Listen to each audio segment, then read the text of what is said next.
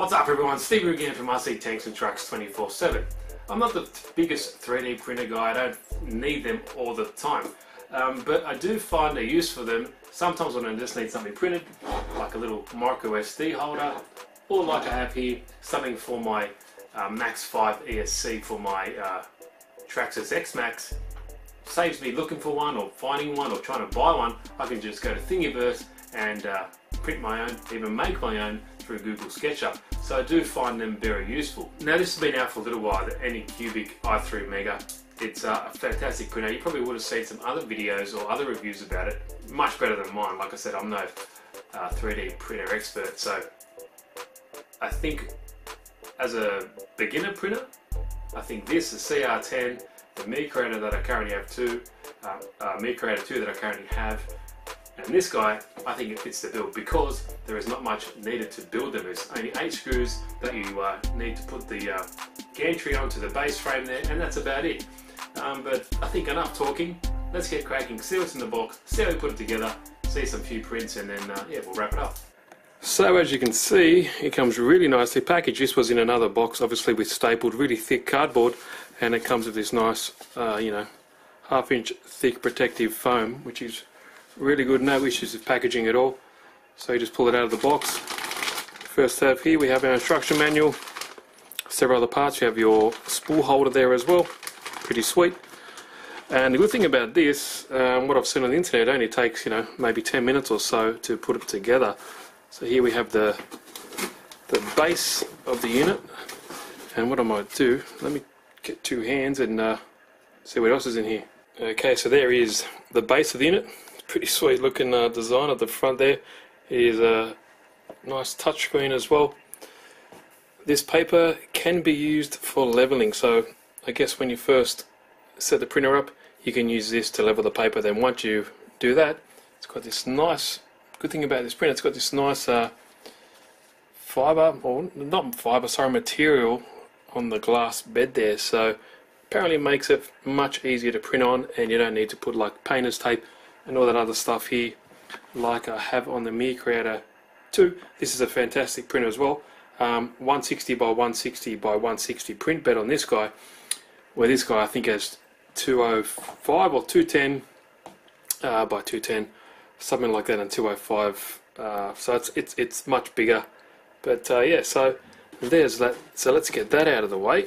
And here is the rest of the goodies. So we do get a nice black roll of filament here, so that's 1 kilo 1.75 PLA 3D filament. That's nice, so that'll get you started. That'll do a lot of stuff as well. Peel away another layer, and here we have the rest of the stuff. Just a nice little spacer there. Now, you know, I don't really need to film this, but I like to show how things get sent out. So this guy is from Gearbest, so if you want to go check out the link, it's in the description. It gives you some more information about it. But I do like to see how things are packaged, and if they're packaged well or packaged rubbish, I still like to show it. But as you can see, this thing is packaged really well. But enough talking and just showing you this. Let me just quickly put it together because it won't take long, and then we can try get some prints out of it. Now what's impressed me with this is the amount of accessories you get. So like I mentioned before, you get your PLA filament. You get 1 kilo of that. Awesome. Very nice tweezers, cutters. Comes with a cool scraper, or you can bake some eggs with that as well. Haven't seen this before. It comes with a spare hot end. Sweet. Cleaning cloth. Seems to have another switch here as well, so I'll read up about that. Now it comes with all the necessary hardware to put it together. 2 different size spanners, 4 Allen keys, and a teeny tiny flathead screwdriver. Or USB cable, different size screws, 2 USB card readers, and obviously one has a micro USB in there, and not too sure on the size, but yeah, that's cool. A USB micro SD card reader. Okay, lastly we have your spool holder, and this guy is hollow, and you can also, if you don't want to lose some things, you can put your little tools in there because that does hold the tweezers. So how easy is that? And one thing I've noticed, it does have really nice instructions, very clear, not much English as well, very good spelling in here, coloured pictures, gives you everything you need and tells you how to use like different software as well. So that's pretty cool. Nice stuff. A for marks there. Sometimes the longest part is for these 3D printer kits is taking off this bloody brown protective layer that I have on here, but this one, it's got two. So it's got the brown one, but it's also got this opaque one. Still help from getting it all scratched up. And I'm just being pedantic. I'm just joking. This is very important. Depending on your country, you want to make sure you switch the power into the right voltage. So here in Australia, I'll put in 220. Now to put it together, it's really simple. You get this guy, slide it over pretty much like that, and there are only 4 screws on either side, so 4 here and 4 there, and that's what you use these 8 screws to put it together. So what I'll do, I'll put those together now just so it's nice and stable. Okay, now all you need to do, like I mentioned before, there's 1, 2, 3, 4 screws on either side, and then we've got to plug some of these cables up. And all that's left is on this side, you have 3 cables, they are color coded. You know, you can't really stuff this up. There you go, 1, 2, and third one there. So I'm just doing this one-handed, but yeah, pretty easy. And you can see here, you have like a run-out sensor, and that's just got a magnet that just sits up there. It's a pretty ingenious idea. It just moves around. It's got a pretty strong little magnet there as well. Now the filament sensor here is really easy. You just feed it, filament through there, little hole up in the bottom here, push these 2 together, and then you just feed it, and you can see the filament going up here into this white tube. Don't push it all the way to the extruder, wait till it's preheated, and then you can push it through. Now bed leveling on this guy is super easy. Now it doesn't have auto leveling, so you have to just every now and then just want to check it out the box. But you just, you know, on each corner you rub a bit of paper underneath it and have a little bit of binding, and that's about it. It does have thumb screws on each corner, as you can see.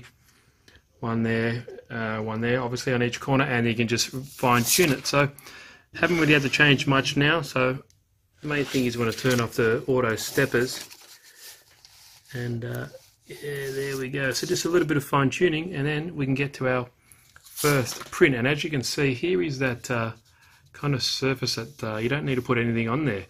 Apparently it's easy to, it's got really good grip. Your prints will stick, and when you finish you let the bed cool down and you can just kind of snap them off. So I guess proof will be in the pudding. So we'll get everything ready, get it all set up. But as you can see, here's this nice LCD screen. It's really responsive too. You have your tools, home, you access your preheat, cooling, filament, reset, all that kind of good stuff. But yeah, set up, there we go there. It's when you turn your stepper motor on and off, status screen, speed, and print, and it tells you everything. So I'm really happy with it. Sometimes some of these LCDs are kind of cheap and they're not really responsive, but this one is really nice. It does give you a little display up here of the current temperatures and all that kind of stuff. It tells you there's no SD cards. And yeah, pretty cool. So let me get everything set up on this print bed and yeah, get it ready for its first print. Okay, now I have some results, various things here that I've printed, and when I first started the print I had some issues with the build plate. The build plate is kind of this glass material that works really well. When it's heated up, the product sticks really well, and basically to take it off you let the build plate cool down, and you can just kind of just go like this and it will just come off. But that worked a few times, and then I started having issues where it wasn't actually, the first layer wasn't actually sticking and causing some problems. So that's why you notice that on the board I have at the moment the good old blue painter's tape, and that works a treat for me, and I think I'll just leave it on there. But that's a small issue, no big dealio at all.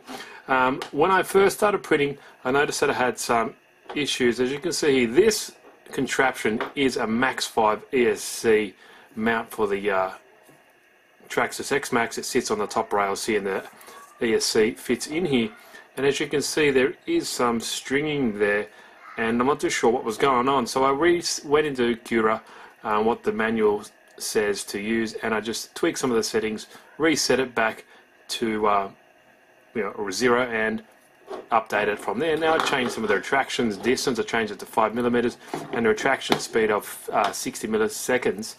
60 millisecond, I think that is what they recommend, and you can see the difference in the results. This is pointed at printed at 0.3, and as you can see there, the results look, well, it's just night and day. As you can see, this is printed with no supports, and this one obviously has supports, but you can see the difference.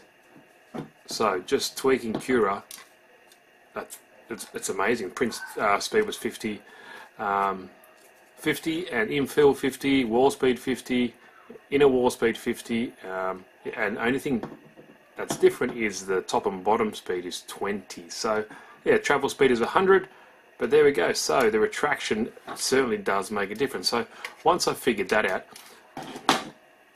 I went on to some other things here. Now I printed the benchy that everyone seems to print. This is the first time I've ever printed it. So this, I'm not too sure if, you know, other guys there knows what I should be looking at here, but this is directly off the print bed. I've not done anything, not cleaned anything up at all.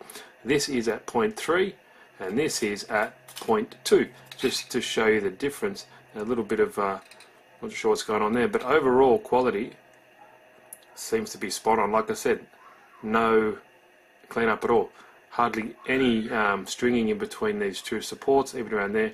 And when you print this, there's no support underneath there, and as you can see, it printed that pretty awesome.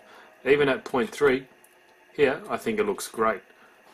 Now I'm no expert in the benchy dude, the benchy little boat guy, but I think it looks really good. So any of you printing guys out there, please let me know how this rates, because I've seen some other ones and they look pretty messy compared to this, considering there is no cleanup at all directly straight off the printer bed. So the next thing I printed was this calibration cube. It's pretty simple, just basic cube, 25% infill, and it just, I guess, gives you a good indication of how accurate your printer is. Now this was painted at, I keep saying painted, printed at 0.3, so you can see the difference here. There we go. Now I'm not too sure what the tolerances are and what's acceptable, but you know, it looks pretty good to me. I'm no expert in these, but I mainly want it for printing RC parts and stuff. So yeah, there we go. So overall quality wise though, like I said, that's 0.3 resolution. Absolutely no cleanup needed on this guy at all. Something going on there, but that's, you know, nothing for me to worry about. I think that looks awesome. Now here is another thing I printed, and this is where they were starting to have issues, because this is laying down like that, issues sticking to the bed. Now this is a little Foxy case. Now, I'll leave the link in the description for this. This is a little Foxy 4K box camera, and I wanted somewhere to store it, and as you can see, this is printed at 0.3 resolution, no cleanup at all, straight off the printer, and that's all it is. So this guy just fits in there, simple as that, and this is a lid. So this is what happened. As you can see, started to move around on the bed, and yeah, had to, well, I can still use it, it's no big deal, but I just wanted to show you the difference. As soon as I switch to the painter's tape, it's much cleaner, and yeah, this guy just goes on like that. Happy days, fits well. Next up, I started to print these guys. These are like a micro SD card holder. No cleanup on these yet. Now this one here was, I noticed there was an issue when I was using Craftware. It seemed not to work as well as Cura. You can see a lot of stringing in there, and even if I put on retraction and all that kind of stuff, it still had issues. So I'm not too sure why. Now if I printed the same lid, as you can see here, if Cura, so Craftware had the issue, if I printed the same one with Cura, as you can see, straight off the bed, that's it. No, nothing needed, and it fits in really, really well. So I'm not too sure what was going on. This still works, but just have a look at that quality there. This is at 0.3, and yeah, so pretty happy with it actually. So far, so good. So guys, that wraps it up for me. This Anycubic i3 Mega is an awesome 3D printer. It's bigger than my current Me Creator, which is only 160 by 160 by 160 cube. This guy is 210 by 210 by 205, so it works a lot better for me. I do like the steel frame. I only took 8 screws to pull it all together. A few plugs in there, or plugs here and there, and that's about it. I only had a few issues with this build plate. You can see I've got the traditional painter's tape on there. It works well. I just had some adhesion issues with the glass. Bear in mind, when I was using it, did seem to stick really well for a few prints. I'm not too sure if I damaged it or anything with the included spatula here, but yeah, it didn't seem to stick as well. Maybe just some settings you could do in your slicer program that would easily rectify that. I'm just impatient. Put the blue painter's tape on there and it's good to go. But when that does work, it works really well. When you want to take off your print, you wait till it cools down and you just slide it over, slide your hand over the print and it just pops off. So easy. So that's a really nice product. Maybe just something in the slicer program that needs to be changed. But apart from that, I like the build volume. I like it has a run out sensor which is really nice. It does include 1 kilo of black 1.75 PLA filament as well for you, so that'll keep you out of trouble. That's what I've been using for all these prints that you've seen there. So yeah, awesome. And the touchscreen is really good as well. Touchscreen is really responsive. I've had no issues with it. You might only need to push a little bit harder every now and then because I think it's resistive touch. But apart from that, yeah, really cool. If you like this printer, you want to go check out and find out more information, it is from GearBest. Link is either down in the description if you want to go check it out. I'll also leave the link for that little Foxy box camera as well if you want to check that out as well. But yeah, for me, for what I need this for majority of like RC parts and maybe some quads and stuff like that, I think it's yeah, a much better printer, better than the Mid Creator, and it just, yeah, it fits my needs. So thanks guys, Steve here again from RC Tanks and Trucks 24/7. See you in the next video.